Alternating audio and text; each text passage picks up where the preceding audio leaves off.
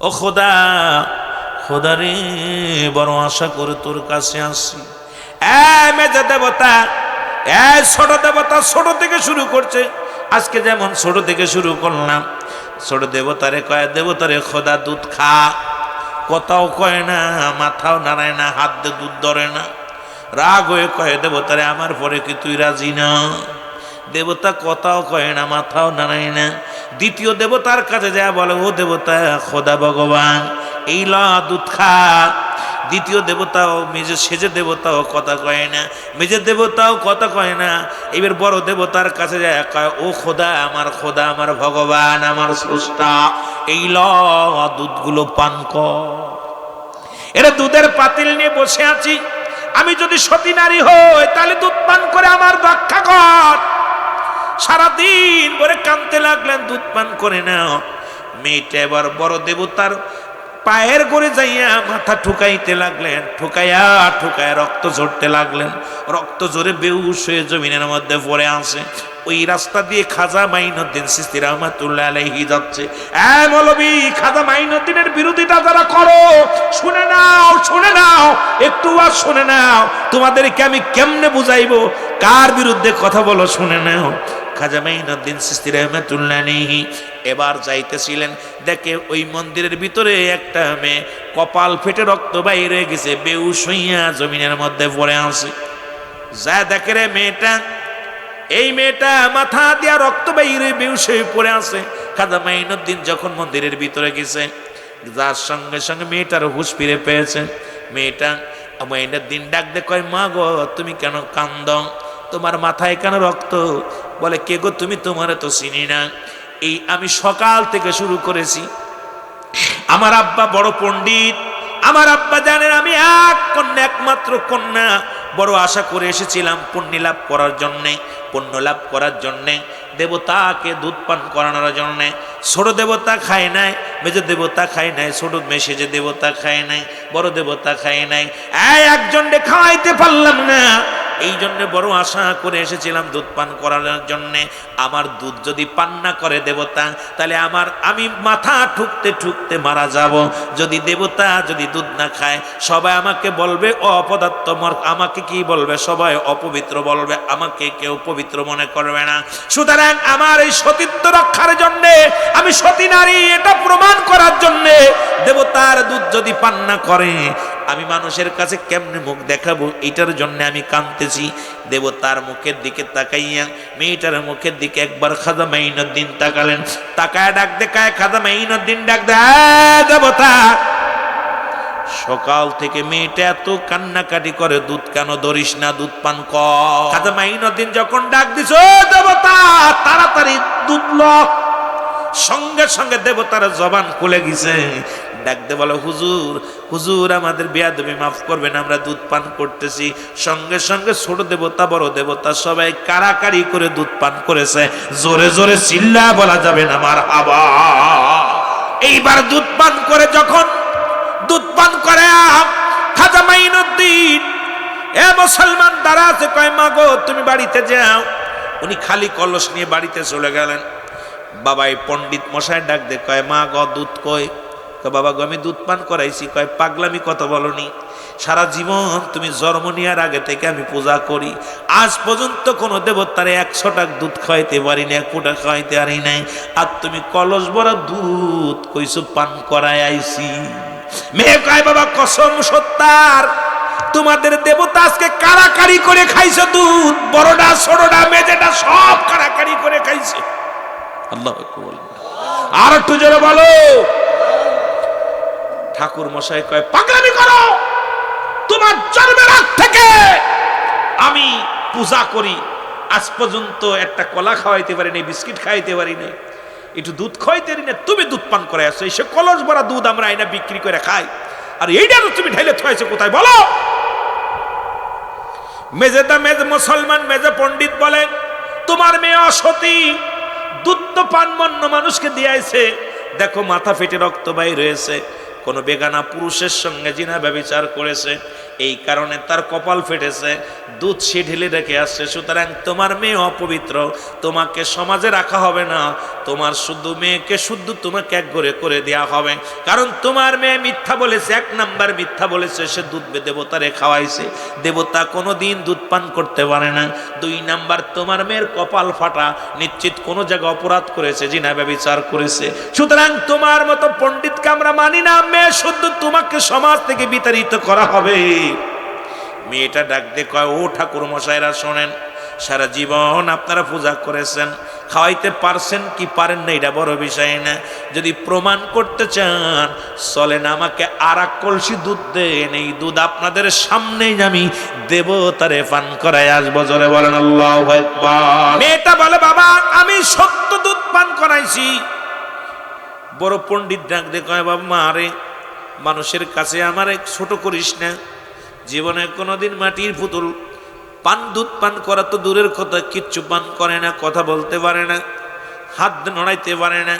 কারণ আমরা ওই প্রতিমা বানাইছি খড়কুটা দিয়ে, ভিতরে লাগাইছি খুঁটা দিয়ে খাড়া করে রাখছি, নিজেই খাড়া হইতে পারে না মারে। এরপরে কথা বলতে পারে না। এরপরে মারে, এইটা তোরে হাত ধরেছে, হাত নাড়াবে কেমনি করে, হাতটা তো আমরা বানাইছি নাড়া দিয়া, এরপরে কিছু মাটি দিয়া, এটা নড়ানো সম্ভব নয়। মারে আমার কাছে মিথ্যা বলিস না, সত্য বল কি ঘটনা ঘটেছে।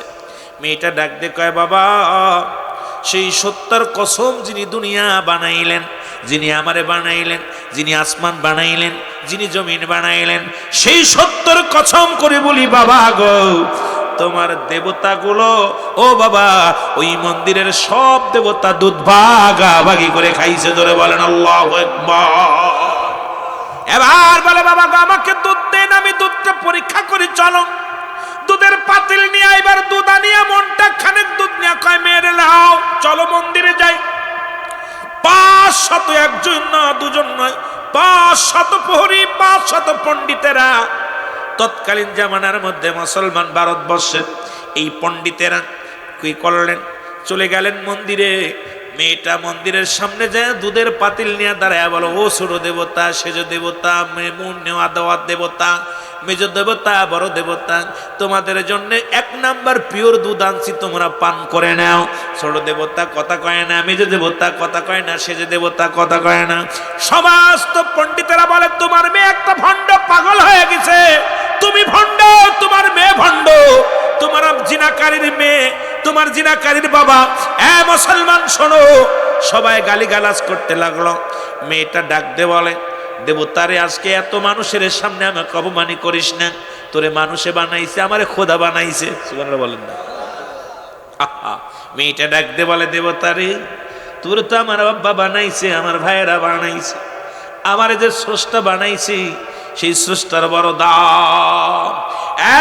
দেবতা যদি দুধ না পান করিস, গতকালকে যে হুজুর তোরে কান ধরেছিল, কান ধরে বলেছিল দুধ খা, তারে কি ডাক দিব? আর একটু জোরে বলে। দেবতার জবান খুলে গেছে, ডাক দেখায়, মা হুজুরে ডাক দিস না, নিয়ে দুধ আমরা পান করবো। জোরে বলেন মারহাবা। সঙ্গে সঙ্গে সমস্ত প্রহরীরা, সমস্ত পণ্ডিতেরা দাঁড়ায় আশ্চর্য হয়ে গেলেন। ডাক দেখায়, মেয়ে দাঁড়াও, সারা জীবন পূজা করলাম, জন্মনিয়া সারা জীবন ওর পায়ে লুটাইলাম, কোনোদিন কথা বলে নাই, আজকে কেন দেবতা কার কথা বললেন? সেই হুজুর কিনা বলো। মেয়েটা বলে, আমি চিনি না, তবে যখন আমি রক্তাক্ত অবস্থায় পড়েছিলাম এই কৃষি মন্দিরের মধ্যে, তখন একটা হুজুর দেখি, দাড়িওয়ালা, টুপিওয়ালা, পাঞ্জাবিওয়ালা এক হুজুর এসে দেবতার কান ধরে বলেছিল, মেয়েটার রক্ত ঝরে কপাল দিয়া কেন দুধ পান করিস না? এই সত্যার কসম করে বলে, আমি কিচ্ছু চিনি না, তারা চিনি না, জানি না। ওই লোকটা যখন কান ধরছে, দেবতা সঙ্গে সঙ্গে হাত থেকে দুধ নিয়ে পান করেছে। বলে, সেই লোকটা কোথায় গেছে? কয় এদিকে চলে গেছে। এবার 500 প্রহরীরা, 500 পণ্ডিতেরা রাস্তা দিয়ে চলতে লাগলেন। যা দেখে খাজা মাইনুদ্দিন চিশতি রাহমাতুল্লাহ আলাইহি রাস্তার পাশে বইয়া, যায় নামাজের মধ্যে বইয়া রব্বে কারিমের দরবারে কান্দের বলে, রব্বে কারিম, ও রব্বে কারিম, আমি গুনাহগার, আমি পাপী, তুমি দয়াল, আমি অসহায়, তুমি সহায়। তোমার দরবারে ফরিয়াদ করি, আমি খাজা মাইনুদ্দিন, আল্লাহ তুমি আমারে দয়া করো। আমি দিন ভিখারি, আমি তোমার ভিখারি, তোমার দরবারে প্রার্থনায় বসে কান্দি। এরা দূর থেকে দেখে রে, যখন 500 প্রহরীরা দেখছে খাজা মাইনুদ্দিন বসে বসে কান্দে, এক দড়িতে মাইনুদ্দিনের পায়ের মধ্যে পড়ে বলে, হুজুর আল্লাহর ওলি গো, সত্যার কসম করে বলি, আর জীবনে মাটির পুতুল রে পূজা করব না, আর জীবনে মাটির পুতুল দেবতা বানাইব না। যার কথা শুনিয়া পুতুলের জবান খুলে যায়, সেই স্রষ্টা কত মহান, সেই স্রষ্টা কত বড় দামি। আমাদেরকে কালেমা পড়া দেন, আমরা মুসলমান হয়ে যাই। 500 পণ্ডিতকে কালেমা পড়ায় মুসলমান বানালেন। লা ইলাহা ইল্লাল্লাহু আশহাদু আল্লা ইলাহা ইল্লাল্লাহু ওয়াহদাহু লা শারীকা লাহু আশহাদু আন্না মুহাম্মাদান আবদুহু ওয়া রাসূলুহু। সুবহানাল্লাহ বলেন না। আমার ভাইরা, আমার বন্ধুরা, শুধু তাই নয়, খাজা মাইনুদ্দিন চিশতি রাস্তা দিয়া যায়, এ মুসলমান, আনা সাগরের পানি। পিতৃরাজ বন্ধ করে দিলেন। ও মুসলমান শোনো, উনি যাইতেছিলেন পানি সংকট কাফেলার মধ্যে। সবাই এসে বললেন, হুজুর আমাদের কাফেলার মধ্যে কোনো পানি নাই। এই লটের মধ্যে, মুসলমানের কিসের মধ্যে, ঘটির মধ্যে পানি নাই, পানিগুলো শেষ হয়ে গেছে। খাজা মাইনুদ্দিন ডাক দিয়ে বলেন, পিতৃরাজের রাজ্যে মুসলমান আনা সাগরের চারিপাশে ওই পিতৃরাজের সৈন্যরা ঘিরে রাখছে মুসলমান। ডাক দিলেন, ও আনা সাগরের যারা ঘিরে রাখছে পিতৃরাজের সৈন্যরা রে, একটু পানি দাও। আমার শিবিরের লোকজনে না খেয়ে আছে, ক্ষুধার যন্ত্রণায় আছে, পিপাসায় কাতর আছে, একটু পানির ব্যবস্থা করে দাও। এ মুসলমান সবাই তারা পানির বদলে তাদের গালিগালাজ করতে লাগলো, আর বললেন, এই যদি আনা সাগরের পানি যদি তোমরা হাত দাও অপবিত্র হয়ে যাবে, কারণ এই পানির মধ্যে কোনো মুসলমান হাত লাগাতে পারবে না, কারণ এই পানি আমাদের পবিত্র। এই পানিতে মধ্যে আমরা গোসল করে পুত পবিত্র হয়, এটার মধ্যে যদি কোনো মুসলিম হাত লাগায়, এই পানি আনা সাগরের পানি অপবিত্র হয়ে যাবে। ও যদি কোনো মুসলমান এটা দিয়ে ওযু করে, অপবিত্র হয়ে যাবে। তারা ওই পানিটারে দেবতা মনে করতেন, পূজা করতেন, ওই পানির ভাট ঘাটে যায় পানির পূজা করতেন। দেবতা কি করতেন মুসলমান শুনে নাও। এবার পিপাসায় কাতর খাজা মাইনুদ্দিন চিশতি রাহমাতুল্লাহ আলাইহি আনা সাগরের দিকে তাকাইয়া গটিটা হাতের মধ্যে নিয়ে মুসলমান ডাক দে বলে, আনা সাগরের পানি রে, আমি আল্লাহর মাহবুব বান্দা, শুনে নাও, শুনে নাও। আল্লাহ বলেন, আলা সাবধান, ইন্না নিশ্চয়। কোরআন বলে আল্লাহর ওলিদের বিষয়ে বলতে যাইয়া নামাজের গালা নাই, যাকাতের গালা নাই, হজের গালা নাই। আল্লাহ বলে, আলা সাবধান, ইন্না নিশ্চয়। ওলিদের বিষয়ে কথা বলতে যে আল্লাহ সতর্ক করে দিছে, সাবধানে কথা বলবি, সাবধান, সাবধান করে দিলেন। আনা সাগরের পানিগুলো ডাক দে কয়, রব্বে কারীম, আমি তোমার গোলাম, আমার কাফেলার মানুষগুলো পিপাসায় কাতর আছে আল্লাহ, ওই আনা সাগরের পানির মধ্যে হাত দিলে আমাদের কতল করে ফেলবে। আনা সাগরের পানি ওরা দিবে না, পিতৃরাজেরা দিবে না রে মুসলমান, শুনে নাও। এই পানি আনার সম্ভাবনায় এ আল্লাহ, আমি তোমার গোলাম, এই গোলাম তোমার কাছে দাবি করি, একটু পানির ব্যবস্থা করে দাও। ওলিদের কাছে আসে ইলহাম, নবীদের কাছে আসে ওহী। এবার মুসলমান এই গটি মধ্যে লইয়া রব্বে কারীম ইলহামের মাধ্যমে জানা দেয়, খাজা মাইনুদ্দিন রে, তুমি আমার গোলাম, কেন এত প্রেশানিত হয়ে গেছো, টেনশন করো? আনা সাগরের পানি গটিটা ধরো, ওই গটির মধ্যে চলে আসবে।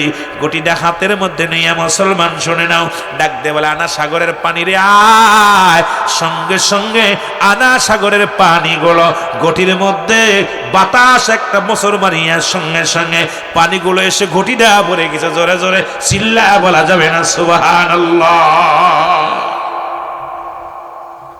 যেমনি ভাবে রাহমাতুল লিল আলামিন, ও যুবক বন্ধুরা, কথাগুলো দিলের কান্ডা লাগা শোনো।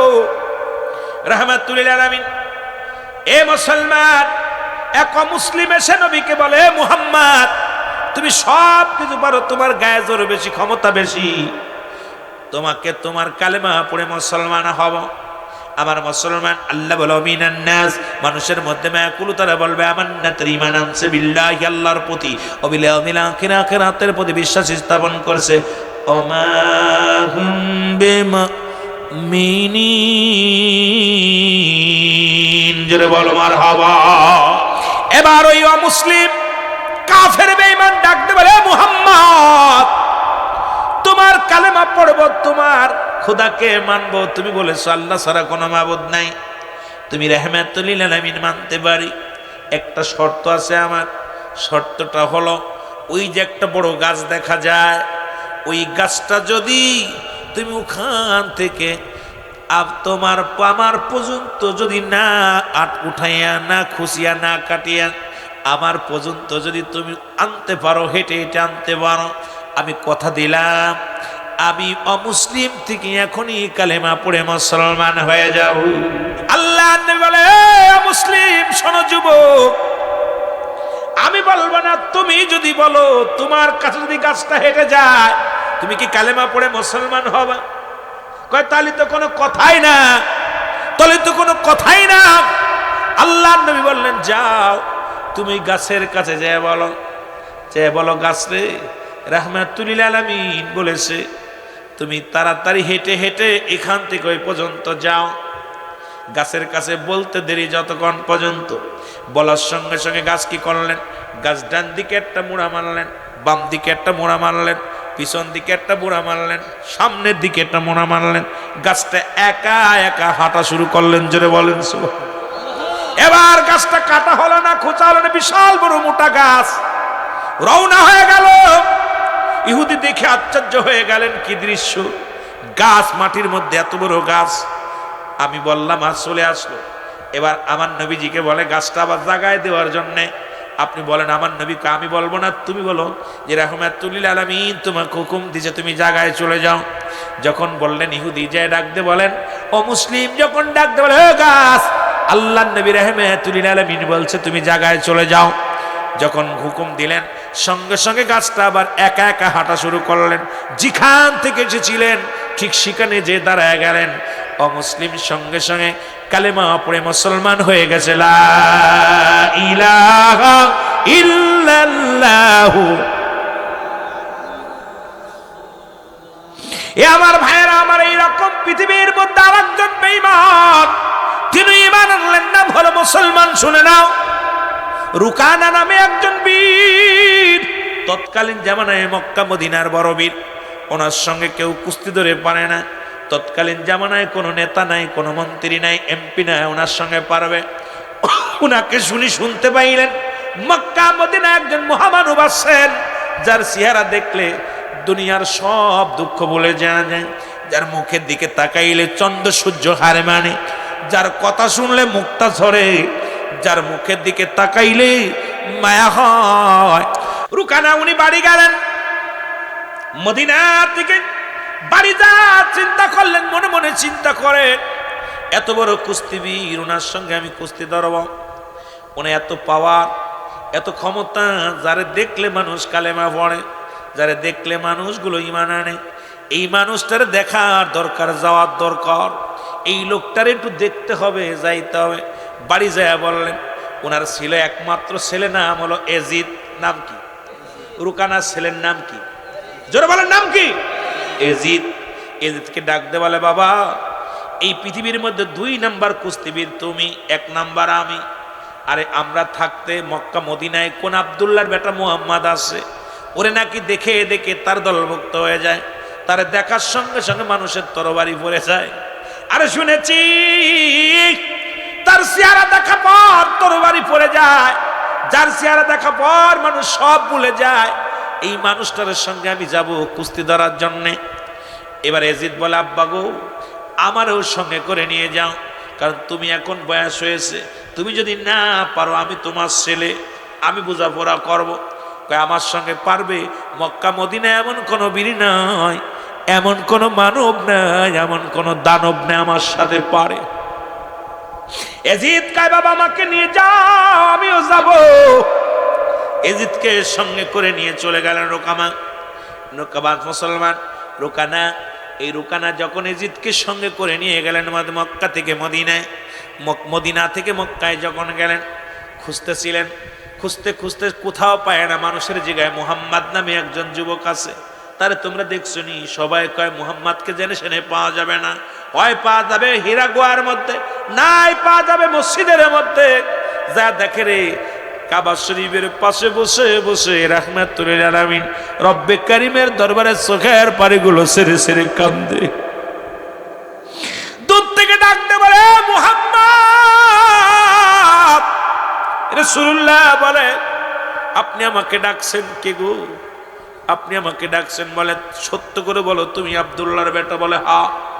তোমার নাম কি মুহাম্মদ? বলে হ্যাঁ। আমি এসেছি তোমার সঙ্গে কুস্তি ধরতে, আমার নাম রুকানা, আমি এসেছি মদিনা থেকে তোমার সঙ্গে কুস্তি ধরবো, তোমার সঙ্গে কুস্তি ধরবো, আমার সঙ্গে কুস্তি ধরা লাগবে। আমার নবী বলে আমাকে কুস্তি ধরার জন্য আল্লাহ আমার দুনিয়ায় পাঠান নাই। ও যুবক কুস্তিবীর, আমি আল্লাহর পয়গম্বর, আমি সত্যের রেসালাতের সত্যর দাওয়াত নিয়ে আসি, সেই দাওয়াতটা তুমি পড়ে নাও, লা ইলাহা। রুকানা তার সন্তানকে নিয়ে রাসূলুল্লাহর কদমের মধ্যে চলে গেছে গো। নবীজি বলে আমাকে দুনিয়ার মধ্যে কুস্তি খেলার জন্য পাঠান নাই, দুনিয়ার মধ্যে হট্টগোল করার জন্য পাঠাই। নবীকে আল্লাহ বলেছে বায়ানাত, উত্তম ব্যবহার, উত্তম আখলাক, উত্তম চরিত্র যা রাসূলুল্লাহর ভিতরে ছিলেন, পৃথিবীর কোনো মানুষের আল্লাহ দান করেন নাই।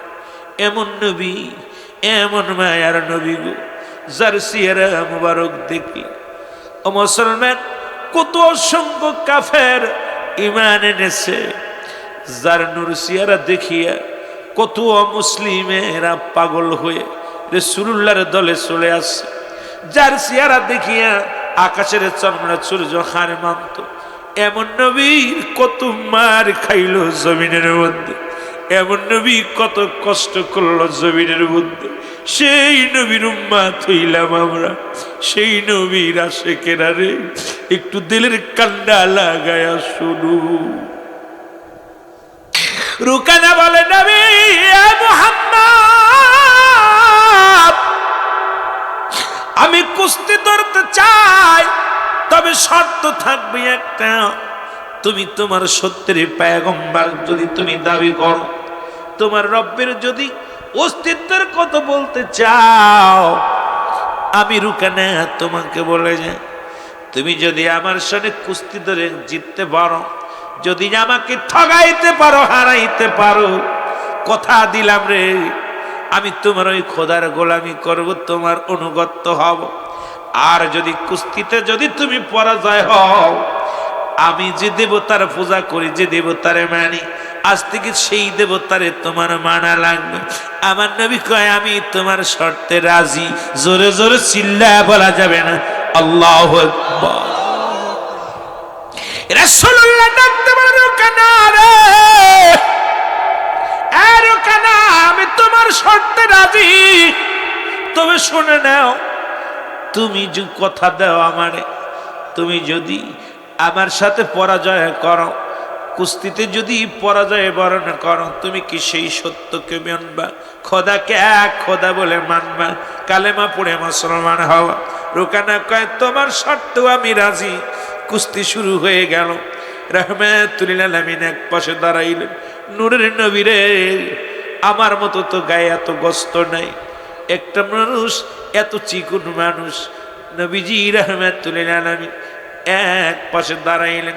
রুকানার দেহখানা দেখিয়া রে নবীর সাহাবীরা, নবীর সফর সঙ্গীরা সবাই চোখের পানি ছেড়ে দিয়ে কাঁদতে, আজ বুঝি আমার নবীজিকে আঘাত করবে, আমার নবীরে আঘাত করবে রে, রুকানা রে আমার নবীরে আঘাত করবে।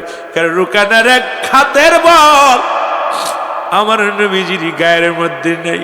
আমার নবী কুস্তি ধরার জন্য রাজি হয়ে গেল, আমার নবীরে কি করে বুঝ দিব, কেমনে আমরা ঠেকাইব? রাসূলুল্লাহ ডাক দি কয় সাহাবীরা রে, ধৈর্য ধর, আমি ওয়াদা করেছি রুকানার সামনে আমি কি করব, কুস্তি ধরব। রুকানা তো গায়ের বল এইরকম পালোয়ান উনি আস্তে আস্তে করে রাসূলুল্লাহর কাছে গেলেন, আমার রাসূলকে জড়িয়ে ধরে আছাড় মারবে। এমন সময় আমার নবী যে দুহাত ধরিয়া রুকানারে উঁচু করে একটা আছাড় মেরে দিছে জমিনের মধ্যে। রুকানার এক আছাড়ে জমিনের মধ্যে ছটপট করা শুরু করেছে, আর রুকান উঠতে পারে না, মাথা ব্যথার জ্বালায়। আমার নবীজির রুকানা, আমার নবী কয় রুকানারে কালেমা পড়ো। দেখছো নি এক কাছারে মেরেছি, লোকজনে দেখে রে রুকানার গায়ে যত বল যত শক্তি রাসূলুল্লাহর গায়ে এর 90 ভাগের 1 ভাগও নাই। কিন্তু রাহমাতুল লিল আলামিন দুটি হাত ধরিয়া উঁচু করে জমিনের মধ্যে ফেলে দিয়েছে।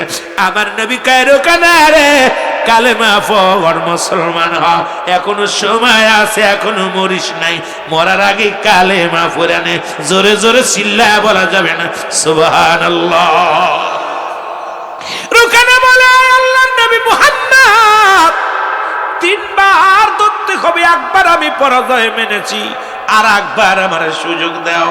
নবী কয়ে দিলাম তোমার সুযোগ। রুকানা এবার উঠিয়া বড় গায়ের মধ্যে একটা ছাড়ি দিয়া এমন একটা ভাব দেখাইলেন, নবীজিকে ধরার জন্য যখন নেফারি বললেন, হুকুম দিলেন, যখন আসা আমার নবীজি আবার ধরে এক কাঁধে ধরলেন হাত, এক কাঁধে ধরলেন পা, মাথার উপরে নিয়ে একটা ঢপ করে মারছে এক আছাড়ে রুকানার পুরুষ দেহটার মধ্যে যন্ত্রণা শুরু করেছে।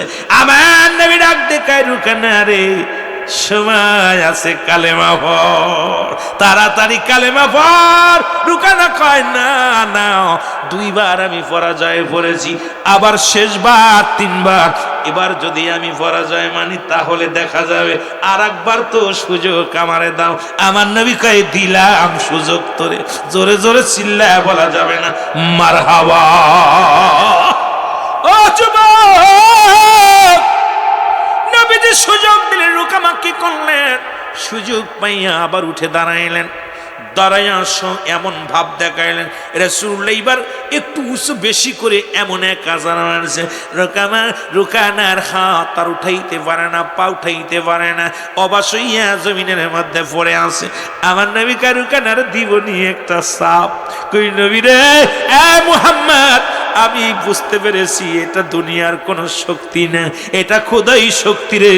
আমি এত বড় পালোয়ান, আজকে তোমার কাছে পরাজয় মানলাম, আমি আর মার খেতে চাই না, আমার হাত ওঠে না, পা ওঠে না, সমস্ত দেহ অচল হয়ে গেছে, তুমি আমার কালেমা পড়ে মুসলমান হয়ে যাব। রুকানার সঙ্গে সঙ্গে কালেমা পড়ে মুসলমান হয়ে গেছে। লা ইলাহা, এই জন্য বললাম ও প্রেম করিলাম রে জানে মরিলাম রে, শেষে হয় প্রেমেতে যন্ত্রণা, শেষে হয়। রুকানা কালেমা পড়ে মুসলমান হয়ে গেলেন। রুকানা ছেলে ডাক দেখায়, বাবা তুমি কি করলা গো, তোমার ভয়ে মক্কা মদিনার মানুষগুলো থরথর করে কাঁপে গো বাবা। বাবা গো, তোমার ভয়ে এলাকার মানুষগুলো থরথর করে কাঁপে, তুমি মুহাম্মাদের দলে চলে গেলে, মুসলমান হয়ে গেলে। এজিদ কয়, বলা পর রুকানা ডাক দে কয়, বাবা এজিদ তুই মার খাস নি, তাড়াতাড়ি কালেমা পড়। আর দুজনে কইতেননি এই এজিদ।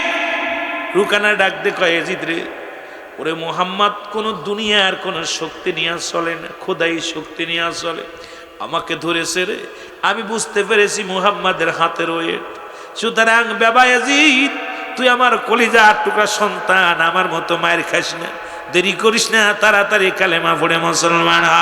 ইয়াজিদ কয়, বাবা গো আমি তোমার সন্তান, আমি এত ফস করে পরাজয় মানতে রাজি না, মুহাম্মাদের সঙ্গে আমি কুস্তি ধরবো, আমাকে যদি পরাজয় করতে পারেন তাহলে বাবা গো, বাবা আমিও কালেমা পড়বো। আর যদি মুহাম্মদ আমার কাছে পরাজয় হয়, মুহাম্মদ নিজেই তো আমার দল হবে, তোমারও আমার দলে আনতে হইব। বাবা গো, আমার নবীরে ডাক দেখে জিদ, আব্দুল্লাহর বেটা মুহাম্মদ, বাবারে ঠগাইছো, আমার বাবা তো একটু বয়স হয়ে গেছে, এই জন্য তারে পরাজয় করেছ, আমি টকবুকে হিরো, আমার সঙ্গে এখন কুস্তি ধরতে হবে, যদি আমারে পরাজয় করতে পারো কথা দিলাম রে, বাবার মতো কালেমা পড়ে মুসলমান হব। আর যদি পরাজয় না করতে পারো, তোমার কিন্তু দেবতার মানা লাগবে, দেব দেবীর পূজা করা লাগবে। আমার নবী কয়, ইয়াজিদ রে আমি রাজি। মুসলমান শুনে নাও, নেত্রী পাশে দিল, একই নিয়ম। রাসূলুল্লাহ দাঁড়ায় আছে, এজিতাইয়া রাসূলকে ধরলেন জড়াইয়া। আমার নবী মিষ্টি মিষ্টি করে হাসে, দেখি একটু কোড়াকুড়ি কুস্তি করতেছে। রাসূলকে হেলাইতেও পারে না, দোলাইতেও পারে না।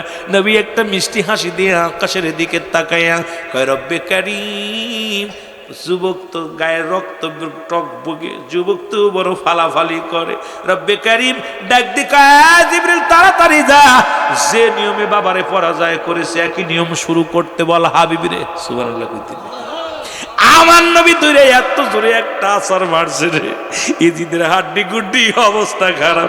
এজিদ কয়, নবী গো আর দুইবার ধরতে চাই না, একবারই শেষ। সুবহানাল্লাহ কইতে রে। এজিদ কয়, আরে মক্কা মদিনার কোন মানুষ আমার সঙ্গে পারে না। বাবা ছিল এক নম্বর কুস্তিবীর, সে পরাজয় মেনেছে। আমি যুবক, বড় আশা করে আপনার সঙ্গে কুস্তি ধরলাম। আমি দ্বিতীয় তৃতীয়বার আর মার খেতে চাই না, আমারও আপনি কালেমা ওরায়া দেন। এর মুসলমান এজিদ কয়, ও আমার আব্বা রুকানা, ও আমার আব্বা জান শোনেন, আমি আর দ্বিতীয়বার আর মার খেতে চাই না, কারণ মুহাম্মদ তো দুনিয়ার কোনো শক্তি নিয়ে চলে না। আমি কালেমা পড়ে মুসলমান। এজিদ কয়, তার কালেমা পড়বো। এর মুসলমান রুকানা কয়, তাড়াতাড়ি পড়, দেরি করিস না।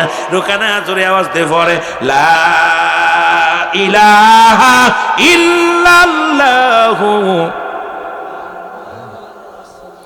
আশহাদু আল্লা ইলাহা ইল্লাল্লাহু ওয়াহদাহু লা শারীকা লাহু আশহাদু আন্না মুহাম্মাদান আবদুহু ওয়া রাসূলুহু।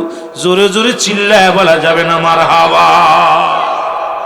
সমাজের মধ্যে যেটা নিয়ে পেরাপেরি, যেটা নিয়ে সমাজ নষ্ট, যেটা নিয়ে আমাদের আলেম ওলামা শুরু করেছে খাজা বাবা ভুয়া, খাজা বাবা ভুয়া। আমি এখন আপনাদেরকে শুরু থেকেই বলবো বাজান, যারা খাজাকে ভুয়া বলেন, আপনি লেখাপড়া করেন নাই, আপনার জ্ঞানের প্রসারিত বেশি নয়, এই জন্যে খাজাকে আপনি ভুয়া বলেছেন। খাজা শব্দের অর্থ যদি আপনি জানতেন, জীবনেও এই নামটার উপরে ভুয়া বলতেন না। খাজা মাইনুদ্দিনকে ভুয়া বলার আগে একবার নিজের বিবেকটারে চিন্তা করেন, নিজের বিবেকের কাছে প্রচনা করেন। যেই জন্য আমি মাঝে মাঝেই বলি, অ্যারিস্টটল, সক্রেটিস, উনি বই লেখার পর বললেন, নো দাই সেলফ, নিজেকে নিজে চিনতে হবে, মানে রাফান নফস, নিজের নফসকে চিনতে হবে, কলবুস সালিম, আত্মাটাকে প্রসিদ্ধ করতে হবে। এখন মৌলানা সাহেব, আপনি নিজকে নিয়ে চিনতে পারেন নাই। কুষ্টিয়ার লালন শাহ, আপনার বাড়ির পাশের মানুষ, যিনি বলছেন আপনাকে চিনতে পারলে যাবে অচিনারে চিনা, এমন একজন সাধক ব্যক্তি, উনিও বললেন নিজকে যদি নিজে চিনা যায়, অন্যকে চিনা সহজ হয়ে যায়। কুষ্টিয়ার লালন ডাকতে বলে, আপনাকে চিনতে পারলে যাবে অচিনারে চিনা। এই জন্য অন্যকে চিনার আগে নিজেরই চিনা লাগবে। জোরে জোরে চিল্লায় বলেন ঠিক কিনা? এ ভাইরা, আমার রাসূলের সম্মান নিয়ে বড় ভাই আমার সহকারী আলোচনা করেছেন, আমিও যাবো এদিকে ধীরে ধীরে। তবে মাহফিল কমিটির দাবি হলো খাজা মাইনুদ্দিনের বিষয়ে একটু কথা বলবেন। খাজা শব্দের খাজা হলো ফার্সি ভাষা। আগে আমার ভাইয়েরা শিখতে হবে, আলেম উলামার কাছে যেতে হবে। প্রাইমারিতে লেখাপড়া করে হাই স্কুলের জ্ঞান রাখা সম্ভব নয়, হাই স্কুলে লেখাপড়া করে মুসলমান ভার্সিটির জ্ঞান অর্জন করা সম্ভব নয়। মুসলমান শোনো, এই জ্ঞান অর্জন করতে হলে তোমাকে রিসার্চ করতে হবে, গবেষণা করতে হবে। 2 পাতা পড়েই ফালাফালি করা সম্ভব নয়। ব্যাংক কোথায়?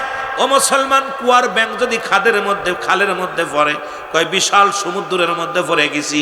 আজকে আমার সমাজের মধ্যে আমরা কিছু আলেম ওলামা কিছু লেখাপড়া করার পর এমন পণ্ডিতগিরি শুরু করেছি, মনে হয় সব আমি জেনে গেছি। আমার ভাইরা, আমি যেটা জানি আপনি সেটা জানেন না, আপনি যেটা জানেন আমি সেটা জানি না। জানার কোনো শেষ নাই, মানতে হবে। আজকে আমার সমাজ শুধু জানার জন্য ব্যস্ত নয়, জানার জন্য ব্যস্ত, মানার জন্য ব্যস্ত নয়। জোরে বলেন ঠিক কিনা? খাজা হলো ফার্সি ভাষা, লিখে নেন, খাজা হলো ফার্সি ভাষা। খাজা শব্দের অর্থ সম্মান। খাজা বাবা ভুয়া হতে পারে না। বাবা শব্দের অর্থ হলো ভান্ডার বা দয়া। সুতরাং একজন সম্মানিত ব্যক্তি কখনো সে বুয়া হতে পারে না। যিনি একজন প্রতিষ্ঠানের শিক্ষক, উনি তো ভুয়া হতে পারে না, একজন ইমাম সাহেব ভুয়া হতে পারে না। একজন ইমাম মানেই নেতা। খাজা শব্দের অর্থ সম্মান। যেই ভাষাটা আমাদের বুঝতে হবে, খাজা তো বাংলা ভাষা নয়, খাজা তো আরবি ভাষা নয়, খাজা হলো ফার্সি ভাষা।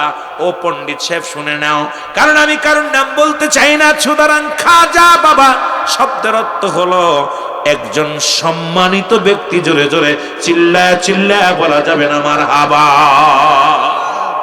এখন খাজা যদি বুয়া হয়, সর্বপ্রথম মুসলমান শোনো, খাজা মাইনুদ্দিন চিশতি রাহমাতুল্লাহ আলাইহি, খাজা আব্দুল মুত্তালিব, ওই মাওলানা শোনো, আমার নবীর দাদার নামের আগে ছিলেন খাজা আব্দুল্লাহ, খাজা আব্দুল মুত্তালিব। নবীর বাবা খাজা আব্দুল্লাহ, নবীর বাবার নামের আগেও খাজা শব্দ ব্যবহার করেছেন, খাজা আব্দুল্লাহ। খাজা মাইনুদ্দিন চিশতি রাহমাতুল্লাহ আলাইহি, খাজা গরিবে নওয়াজ, খাজা আব্দুল মুত্তালিব। তাহলে তুমি একটু গুড়াগুড়ান বোঝো না মৌলবী সাহেব, কারণ না বোঝার কারণে খাজারে তুমি বুয়া বললা। খাজা বুয়া নয়, তুমি নিজেই বুয়া। জোরে বলেন ঠিক কিনা? এ মুসলমান শুনে নেন, তাহলে খাজারা যারা ভুয়া বলল, সম্মানী ব্যক্তি, ফার্সি ভাষায় বলে খাজা। খাজা শব্দের অর্থ সম্মান, বাবা শব্দের অর্থ ভান্ডার বা দয়া। সুবহানাল্লাহ বলেন না? বাবা শব্দের শাব্দিক অর্থ হচ্ছে ভান্ডার বা দয়া।